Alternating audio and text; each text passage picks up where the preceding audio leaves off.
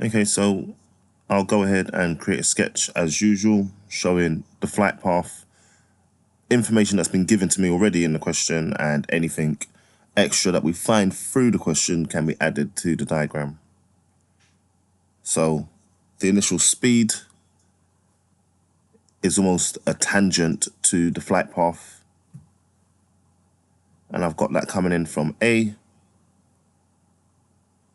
The displacement of A is 20 meters.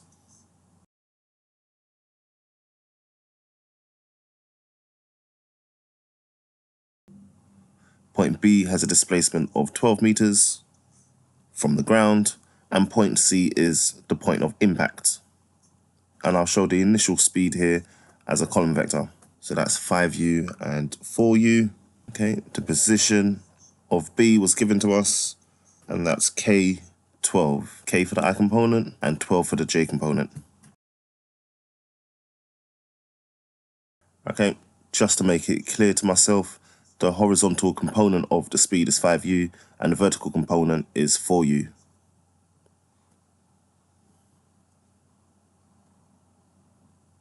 Okay, part A wants me to find the value of u.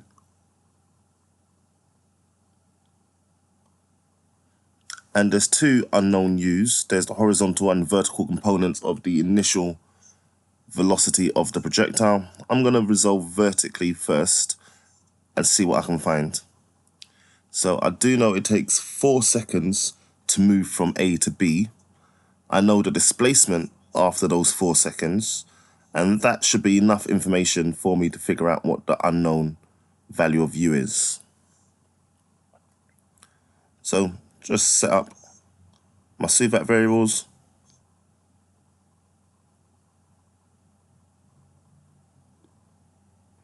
So when displacement is -8, with an initial velocity of 4u, final velocity I don't know.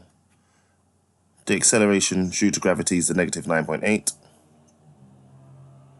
and the time is 4 seconds.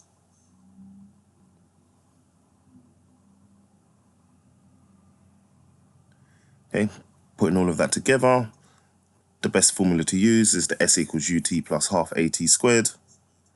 Substituting in the values that I know, the only unknown should be the u, as in the component of the initial velocity. All right, just make sure that I set everything out correctly here. And the rest of it I can really do in a couple of steps.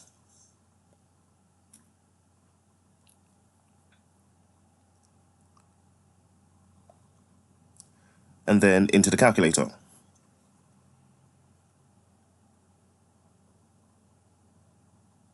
And we get u equals 4.4. Okay, so because I knew the displacement at point B, the vertical displacement, I could just set my variables and go from there.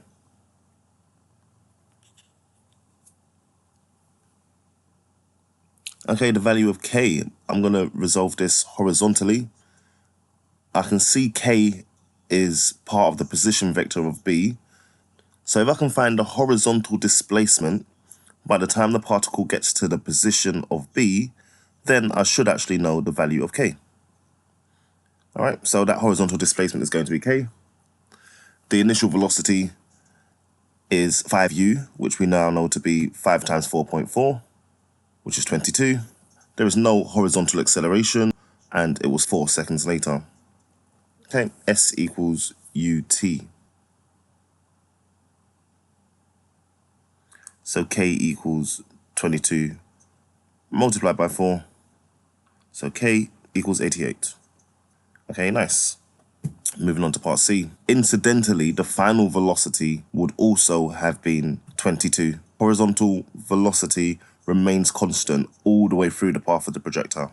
Part C wants me to find the angle the velocity of P makes with the x-axis as it reaches C. So C is the point where it hits the floor, where it lands on the ground.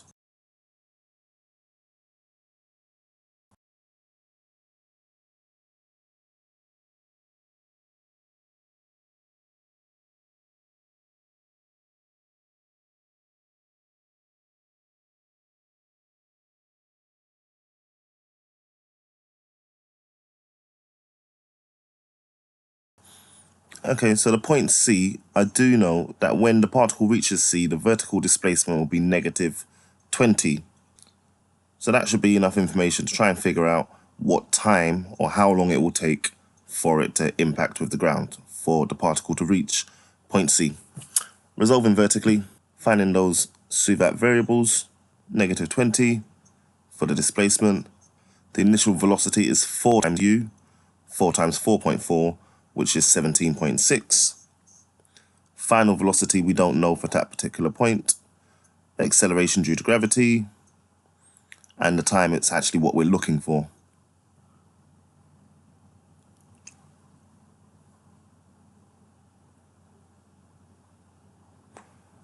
So once again, we're going to use S equals ut plus half at squared and substitute our values in. This time it will form a quadratic that we're going to need to solve. Some smart rearranging and into the quadratic formula. And t equals 4.5 to two significant figures. Okay, so it will take the particle 4.5 seconds to impact with the ground.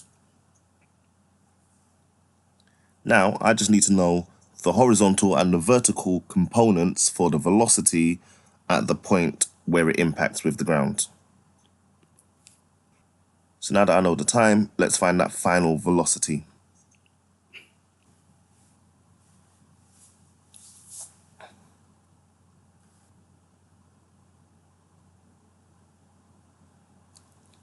So I can make use of S equals Vt minus half At squared. Not used so often, probably one of the most neglected suvat equations. But I can see this is one of my options that I have to solve for V.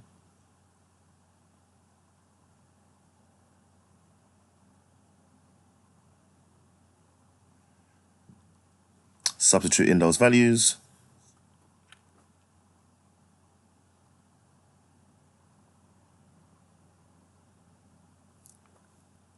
And once again, some smart rearranging to solve for V. V equals negative 26.5. We could have also used V squared equals U squared plus 2AS. Either of them would have got us the same answer. Okay, so we're looking to find the actual velocity at part C. Let me just redraw what's happening at part C. So the velocity is basically going to be the gradient of the flight path. It's the change in the horizontal component compared to the change in the vertical component. Okay, and I found the vertical component of the speed, and the horizontal component of the speed, well, it stays consistent throughout the whole flight of the particle. So since I know those components individually, vertically and horizontally, I could go ahead and find the magnitude of this vector, and that would be the speed component in general. This question hasn't actually asked for that though. It's asked for the angle made with the velocity vector and the x-axis. So as I've shown here, that angle can be found if I modeled this as a right angle triangle and solved for theta.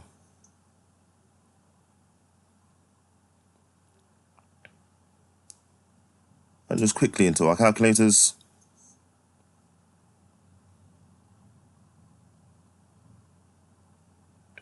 And we should get 50 degrees to two significant figures.